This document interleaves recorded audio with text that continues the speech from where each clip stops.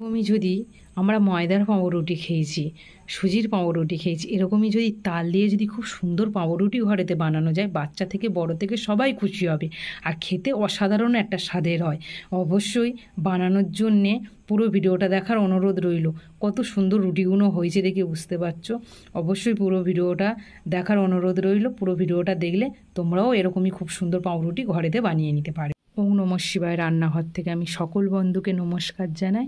আজ আমি তোমাদের সাথে খুব সুন্দর একটা রেসিপি শেয়ার করব খাবারে। আর তাল ছানলেই তো এখানে মাছি আসবেই। তাল ছেনে নিয়েছি এখানে আমি, দেখে বুঝতে পারছো তালের নথ।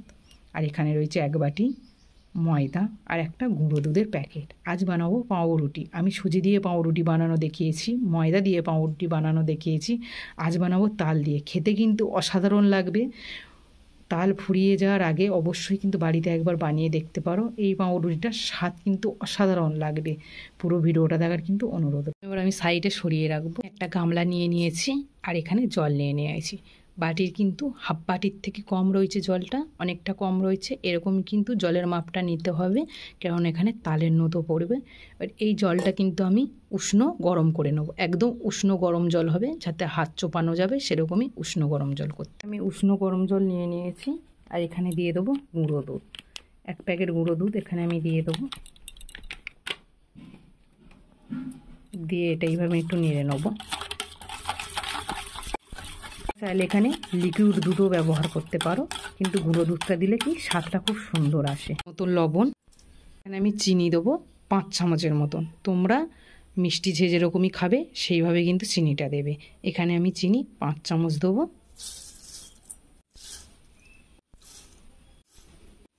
এখানে কিন্তু এক বাটি ময়দার জন্য কিন্তু 1 চামচ পুরো ইস্ট লাগবে। এখানে যদি হাফ বাটি ময়দা নাও তাহলে হাফ চামচ ইস্ট লাগবে, আর 1 বাটি ময়দা নিলে পুরো 1 চামচ ইস্ট লাগবে। এরকমভাবে মাপ করে নিলে জিনিসটা কিন্তু ভালোভাবে হবে। ইস্টটা এই দিয়ে দেবো আমি, দিয়ে এটা ফেটে নেব। ইস্ট দিয়ে ভালো করে আমি গুলে নিয়েছি। এবার এখানে দেবো তালের নথ।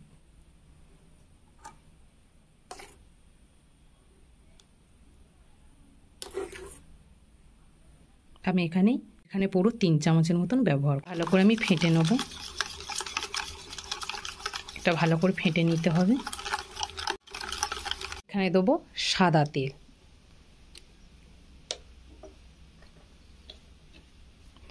সাদা তেল দিয়ে দিয়েছি। এখানে 3 চামচের মতন সাদা তেল হবে, দিয়ে দিয়েছি। 1 বাটি ময়দাটা আমি দিয়ে দেবো।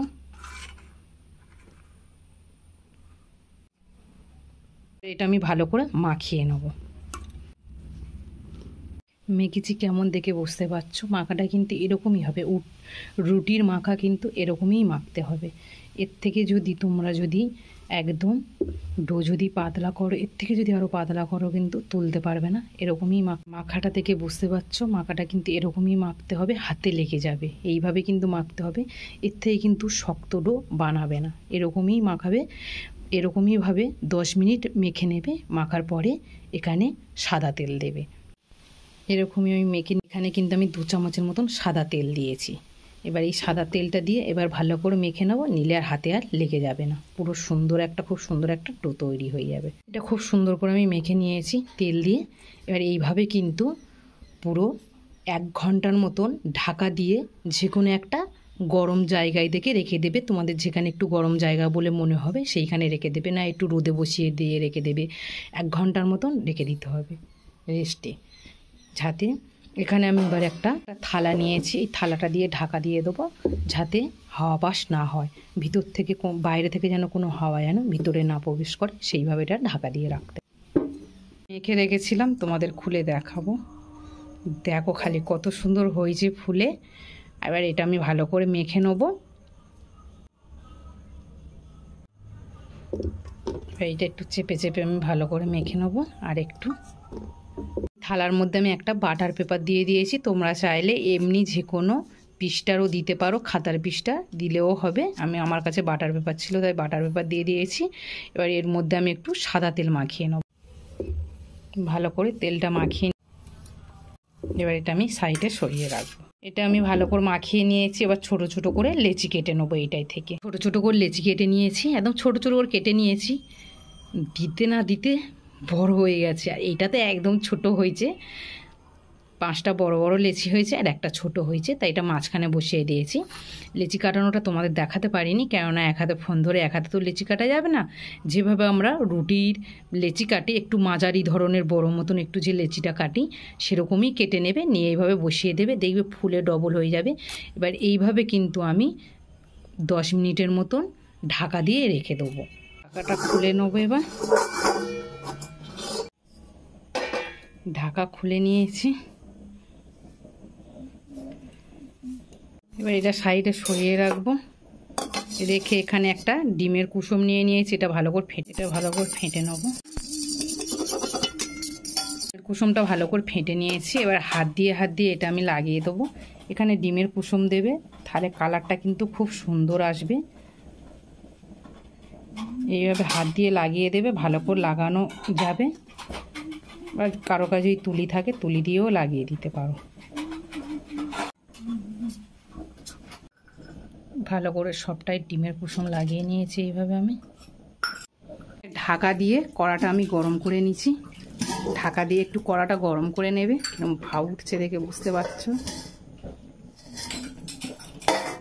আমি রুটিটা বসিয়ে দেবো স্ট্যান্ড দিয়ে, গরম কিছু দিয়ে ধরে বসাবে, নাহলে গরম হাত পুড়ে যাবে। এইভাবে আমি বসিয়ে দিয়েছি,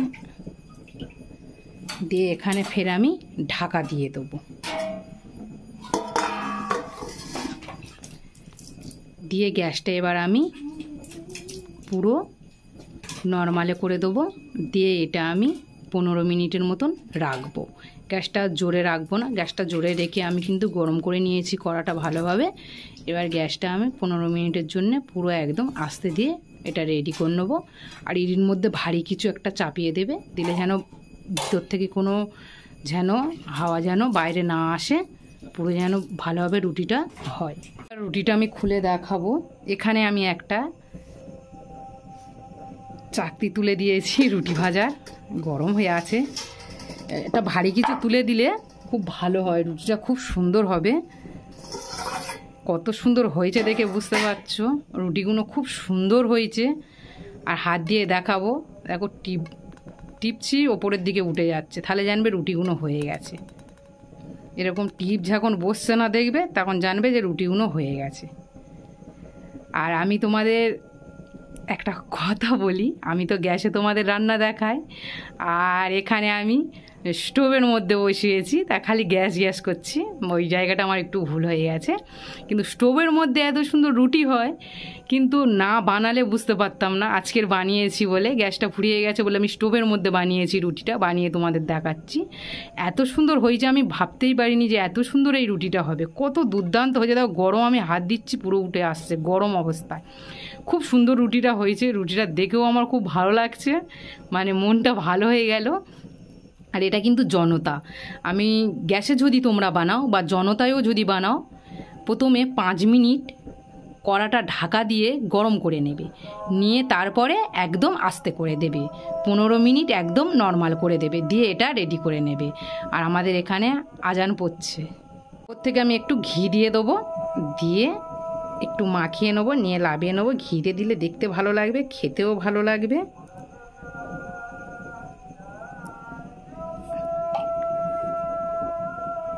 একটু ঘি মাখিয়ে দিয়েছি, খুব সুন্দর লাগছে দেখতে। আর কত সুন্দর কালার হয়েছে দেখে বুঝতে পারছো, রুটিটার খুব সুন্দর কালার হয়েছে। এবার এটা আমি লাভিয়ে নিয়ে ঠান্ডা করে নেবো।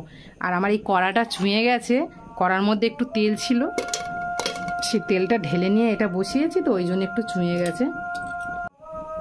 সাঁড়াশিতে ধরে এটা আমি লাভিয়ে, সব রুটিগুলো আমি রেডি করে নিয়েছি। খুব সুন্দর হয়েছে দেখে বুঝতে পারছো কত সুন্দর হয়েছে রুটিগুলো। আর যারা আমার চ্যানেলে নতুন বন্ধু হয়ে রয়েছে, তাদের কাছে অনুরোধ করে বলবো আমার চ্যানেলটাকে সাবস্ক্রাইব করে দিও, আর পাশে থাকা বেল বাটনটা অন করে রেখো, নতুন নতুন ভিডিও ছাড়ার সঙ্গে সঙ্গে সবার আগে তোমাদের কাছে পৌঁছাবে। যেসব বন্ধুরা আমার চ্যানেলে রোজ রোজ ভিডিও দেখো, তাদের কাছে অনুরোধ করে বলবো পাশে থাকা বেল বাটনটা অন করে রেখো, নতুন নতুন ভিডিও ছাড়ার সঙ্গে সঙ্গে সবার আগে তোমাদের কাছে পৌঁছাবে। বন্ধু বান্ধব সবার সাথে শেয়ার করার অনুরোধ রইল, পারলে একটা লাইক করো, কমেন্ট করতে কেউ ভুলো না। অবশ্যই সবাই বানিয়ে খেয়ে দিয়ে, বাড়িতে বানিয়ে রুটিটা খেয়ে আমাকে কমেন্ট করে জানিও এটা কেমন হয়েছে। আর তোমাদের দেখাবো। দেখো কত সুন্দর রুটিটা হয়েছে, দেখে বুঝতে পারছো। তোমাদের একটা কেটে আমি দেখাবো, ভিতরটা কত সুন্দর হয়েছে দেখে বুঝতে পারছো। এখনও গরম রয়েছে রুটিটা, খুব সুন্দর রুটিটা হয়েছে। এত সুন্দর রুটি হয়েছে ধারণার বাইরে। তাই তোমাদের কাছে অনুরোধ করে বলবো, সবার সাথে শেয়ার করো, পারলে সবাই আমার পাশে থেকো। সবাই ভালো থাকবে, সুস্থ থাকবে। আমার ভিডিওটাকে আমি এই পর্যন্ত শেষ করছি বন্ধুরা।